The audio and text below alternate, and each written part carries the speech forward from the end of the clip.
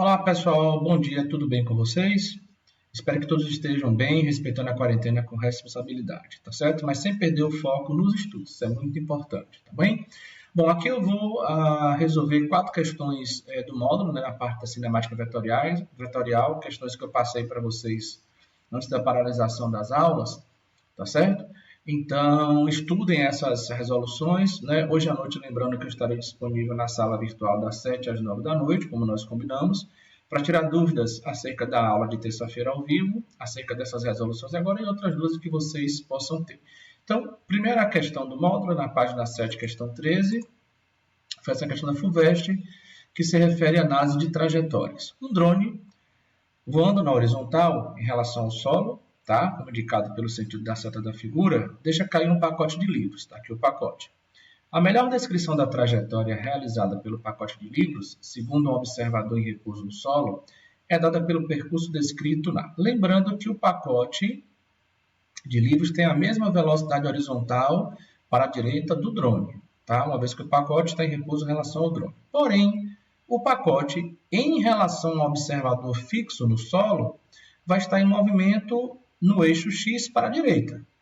E nós vimos na aula de dinâmica 1 que quando o corpo se encontra em movimento a um referencial, a trajetória que esse corpo vai descrever em relação a esse referencial vai ser um arco de parábola. Caso esse corpo estivesse em repouso em relação a um referencial fixo no solo, a trajetória que ele iria descrever em relação a esse referencial em repouso, né, seria uma trajetória em linha reta. Como o drone e, portanto, o pacote que o drone está segurando estão em movimento em relação ao observador fixo no solo, nós já eliminamos a trajetória 2, né, já eliminamos a trajetória 3 e já eliminamos a trajetória 5, por não serem arcos de parábola.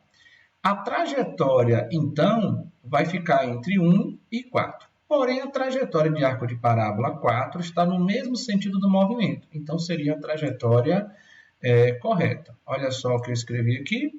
Desprezando os efeitos resistivos, ou seja, desprezando a resistência do ar, após ser abandonado, o pacote possui a mesma velocidade horizontal do drone, constante e acelerada a partir do repouso na direção vertical, em relação ao referencial fixo no solo, ou seja, em relação ao referencial observador fixo no solo, o drone se encontra em movimento. Logo, a trajetória será um arco de parábola, melhor representado pela trajetória 4, que seria o gabarito correto. Então, toda vez que um corpo estiver em movimento em relação ao referencial, a trajetória será um arco de parábola, de mesmo sentido do movimento. Quando o corpo estiver em repouso em relação ao referencial, a trajetória será em linha reta. Então, isso aí nós já sabemos, né? A próxima questão é uma questão do Enem, que trata exatamente novamente da análise de trajetórias, né? Para vocês verem que essas questões modelo elas são importantes para percebermos questões parecidas no Enem. Então, vamos lá. Enem PPL 2019. Um foguete viaja pelo espaço sideral com os propulsores desligados. A velocidade inicial V tem módulo constante e direção perpendicular à ação dos propulsores, conforme indicado na figura. O piloto aciona os propulsores para alterar a direção do movimento, quando o foguete passa pelo ponto A, e os desliga quando o módulo de sua velocidade final é superior à raiz de 2V. Então, de A para B, houve uma variação no valor numérico do vetor velocidade, o que ocorre antes de passar pelo ponto B. Considere as interações desprezíveis, ou seja, resistência do ar e gravidade. Então, eu vou analisar só a questão da força dos propulsores. A representação gráfica da trajetória seguida pelo foguete, antes e depois de passar pelo ponto B, é... Então, gente, quando o foguete passa pelo ponto A para chegar até o ponto B, o foguete está em repouso em relação ao observador colocado em A. O foguete está em movimento em relação ao observador colocado em A e também em movimento em relação ao observador colocado em B. Então, nós já vimos que a trajetória do foguete em relação ao percurso AB, em relação a dois observadores colocados em A e B, vai ser uma trajetória, digamos assim, não retilínea, né? Vai ser mais ou menos um arco de parábola. Tudo bem? Então, eu já descartaria a letra A, já descartaria a letra B. Ficaremos entre a letra C, que se refere a esse desenho daqui, ó, e a letra D, que se refere a este desenho daqui. Tudo bem? Não é? Então, ficaríamos entre essas duas trajetórias. Particularmente, para mim a questão ela tem uma falhazinha, porque o item C e o item D são trajetórias muito parecidas. tá certo? A diferença está aqui no finalzinho, não é? Está aqui no finalzinho, em que a trajetória do foguete em relação ao ponto B, ela fica praticamente aqui uma linha reta. O que é que ele fala? Ó, quando o foguete passa pelo ponto A, ele desliga quando o módulo de sua velocidade final é superior à raiz de 2V, o que ocorre antes de passar pelo ponto B. Então, como ele desliga os motores antes de passar pelo ponto B, esse foguete tende a conservar este valor de velocidade aqui novo, constante, até passar pelo ponto B. Então, passando pelo ponto B, ele vai descrever um movimento uniforme. Então, ele vai, digamos assim, manter sempre a mesma velocidade em relação ao ponto B, tá certo? Descrevendo a trajetória aqui em linha reta. Veja só.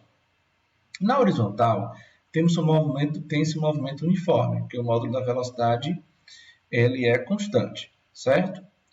Na vertical, tem-se um movimento variado. Neste caso, um movimento acelerado a partir do repouso. Então, quando ele chega no ponto A, o foguete só tem velocidade horizontal. Então, não tem velocidade em Y no ponto A. Então, automaticamente, o VY em relação ao ponto A, aqui no início do movimento, é zero. Por isso que ele fala aqui acelerado a partir do repouso no ponto A, segundo o eixo Y. E após a passagem por B, a componente vertical também se torna constante. Foi o que eu expliquei aqui. Ó. Quando chega aqui, você desliga os motores, as velocidades se mantêm constantes. Ou seja, levando em consideração essas informações e sobrepondo os movimentos, ou seja, analisando x e y ao mesmo tempo, a alternativa que melhor descreve o movimento do foguete é a alternativa C. Veja bem, A tem essa figura, B essa figura e C seria essa figura daqui, certo?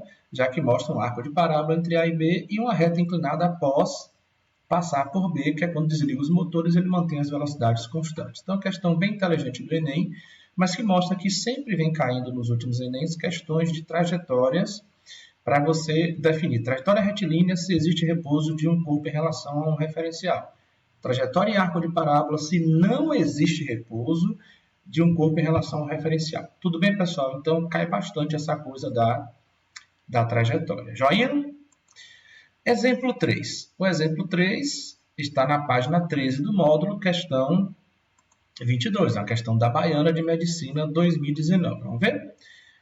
Uma nave espacial foi lançada em 2018 pela NASA, Agência Espacial Americana, para tocar o Sol. A nave deve se aproximar da enorme estrela cheia de hidrogênio e hélio e enfrentar temperaturas altíssimas, assim como níveis de radiação. Devido às partículas cósmicas emitidas pelo Sol que atingem a atmosfera de planetas como a Terra.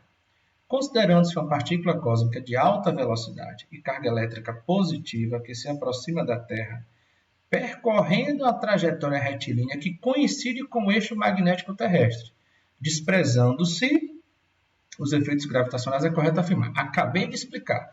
Se a trajetória é retilínea, quer dizer que um corpo está em repouso em relação ao referencial, certo? Ou que se encontra também, né, em movimento retilíneo uniforme. Então, o movimento retilíneo uniforme, a trajetória também será sempre em linha reta. Quando eu falo que a trajetória é uma semiparábola, que eu estou me referindo que um corpo se encontra em movimento em relação ao outro, é um movimento com velocidades variáveis, em módulo, né? Pode ser em direção, pode ser em sentido. Mas no caso do movimento retilíneo uniforme, o corpo ele conserva todo o seu movimento constante, então a trajetória também é em linha reta, tanto é que o movimento é retilíneo. Então vamos lá, a velocidade da partícula diminui e muda de direção. Não, se a trajetória é retilínea, quer dizer que a velocidade se mantém constante em módulo, direção e sentido. A trajetória da partícula é desviada, também já variou a direção e, portanto, não pode ser, né? É um movimento retilíneo uniforme. A velocidade da partícula aumenta, então aumenta o valor da velocidade, também não pode. O vetor velocidade mantém-se constante em módulo, direção e sentido. A direção, sentido e o módulo da velocidade da partícula não muda. Então, a alternativa D seria o gabarito correto. A partícula desviada já está errada, porque mudaria a direção do vetor velocidade. Então, recapitulando. Quando que a trajetória é retilínea? Quando um corpo se encontra em repouso em relação ao outro, ou quando esse corpo se encontra em relação a um outro corpo, a um outro referencial, em movimento retilíneo uniforme, mantendo o vetor velocidade constante em módulo, direção e sentido. Por quê? A gente viu isso terça-feira. São os dois tipos de equilíbrio, força resultante nula, não há alteração nenhuma do movimento. Quando o corpo está em repouso, equilíbrio estático, ou quando o corpo está em movimento retilíneo uniforme, equilíbrio dinâmico em relação ao referencial adotado. Joinha, pessoal? Então, veja que essas questões de análise de trajetória caem muito no Enem, Baiana e também o NEB. Tudo bem? Vamos ao próximo exemplo. Né? Aqui seria o exemplo 4, tá? Aqui é exemplo 4. Tudo bem? Página 77, questão 8, Enem, segunda aplicação 2016. Veja. Para um salto no Grand Canyon usando motos, 2 paraquedistas vão utilizar uma moto cada, sendo que cada uma delas possui massa 3 vezes maior, ou seja, M1 igual a 3 vezes M2. Foram construídas 2 pistas idênticas até a beira do precipício, de forma que no momento do salto as motos descem a pista horizontalmente ao mesmo tempo. Aqui trata-se de um lançamento horizontal. Lembrando que no lançamento horizontal, você vai percorrer tanto a distância em relação a x, que o corpo vai ser lançado assim, olha o mouse, ó, descrevendo uma semiparábola durante a queda. Então, o corpo ele vai percorrer tanto a distância em relação a x, né, quanto a distância em relação a y, porque tem a altura de queda. No instante em que saltam, os paraquedistas abandonam suas motos e elas caem praticamente sem resistência do ar. Isso responde o problema. Segundo Galileu, nós vimos isso na aula, qualquer corpo que cai nas proximidades da superfície da Terra sem sofrer resistência do ar, a única força que sofre é da gravidade, portanto, a única aceleração que tem é a aceleração da gravidade, que é constante igual para qualquer corpo próximo à superfície da Terra, independentemente de sua massa. Então, princípio da queda dos corpos de Galileu em relação ao eixo Y. Qualquer corpo que cai nas proximidades da superfície da Terra sem sofrer resistência do ar, terá a mesma aceleração de queda, que é igual à aceleração da gravidade terrestre. Portanto, aqui já dá para ver de cara o gabarito. Adquirem a mesma aceleração durante a queda. Letra A está errada, porque como eles possuem massas diferentes, possuem inércias diferentes, já que nós vimos terça-feira que massa e inércia são sinônimos. Estão sujeitos à mesma força resultante, não, aí entra a segunda lei de Newton, né? Força resultante igual a massa vezes a aceleração. Se a aceleração é a mesma e a massa é diferente, a força resultante é diferente. Tem a mesma quantidade de movimento inicial, não, porque as massas são diferentes, né? Quantidade de movimento é massa vezes velocidade. Adquire a mesma aceleração durante a queda, está verdadeiro pelo princípio de Galileu sem resistência do ar. Eles têm a mesma aceleração que a da gravidade. E são lançadas com a mesma velocidade horizontal. Não necessariamente, eles deixam a pista ao mesmo tempo. Como eles têm massas diferentes, para que eles deixem a pista ao mesmo tempo, não é? A motocicleta, provavelmente de massa maior, terá que ser lançada com a velocidade maior. Tudo bem? Provavelmente, né? Isso aqui, o problema não deixa claro em relação a essas velocidades. Então, seria a letra D, um problema simples. Tudo bem, gente? Bom, último exemplo, né? O exemplo 5, página 9 do módulo, questão 16, Unicamp 2020. O asteroide satélite Didymos descreve uma órbita circular em torno do asteroide principal Didymos. O raio da órbita, R, é de 1,6 km e o período, 12 horas. O que é período? Tempo para um corpo dar uma volta completa em torno de outro. A aceleração centrípeta do satélite varia. Então, o gabarito está em km por hora ao quadrado, então não vou precisar transformar nenhuma unidade, gente. Olha que beleza? Raio em quilômetro, período em horas. Bom, aqui nós vamos lembrar um pouquinho de MCU, né? A aceleração centrípeta, e também lembrar de dinâmica de cinemática vetorial, onde nós vimos aceleração tangencial e centrípeta. Bom, qual é a equação da aceleração centrípeta? Eu tenho 2 equações para a aceleração centrípeta. Aceleração centrípeta igual a velocidade angular ao quadrado vezes raio, ou aceleração centrípeta, velocidade linear ao quadrado, divididos pelo raio. Eu optei pela da velocidade angular. Só que nós vimos no MCU que velocidade angular é 2π, que corresponde a uma volta completa sobre período, que é o tempo de uma volta completa. Como aqui está ao quadrado, fica 2π sobre o período ao quadrado, está vendo aqui? Vezes o raio de órbita. Então fica aceleração centrípeta igual 2π ao quadrado fica 4π ao quadrado. Período ao quadrado fica período ao quadrado, vezes raio. Só pegar agora e substituir os valores. Deixa eu me colocar aqui. Muito bem, 4π eu vou dizer que é 3, né? Na prova da Unicamp ele fala que π é igual a 3. O raio 1,6, eu fiz aqui a substituição, e o período 12 horas, 12 ao quadrado. Fazendo essas contas todas aqui, a CP 0,4 km por hora ao quadrado, ou seja, 4 vezes 10 a menos 1 km por hora ao quadrado. Então, gabarito, letra B, uma questão tranquilinha. Foi só aplicar a equação da aceleração centrípeta. Tudo bem, gente? Então, esses 4 modelos, né, essas 4 questões que eu passei do módulo, eu estou corrigindo agora aqui com vocês, né, iniciando essa sequência aí de mini-aulas, sempre resolvendo de 4 em 4 questões do módulo que eu passo para vocês, tá certo? Eu vou postando essas mini-aulas aí ao longo da semana que vai entrar agora, ao longo também do final de semana. Por favor, estudem, mantenha seu ritmo de estudo. Hoje estou na sala virtual das 7 às 9 da noite. Estarei postando daqui a pouquinho na sala virtual esta resolução das questões do módulo. Tudo bem? Um abraço a todos e todas e até a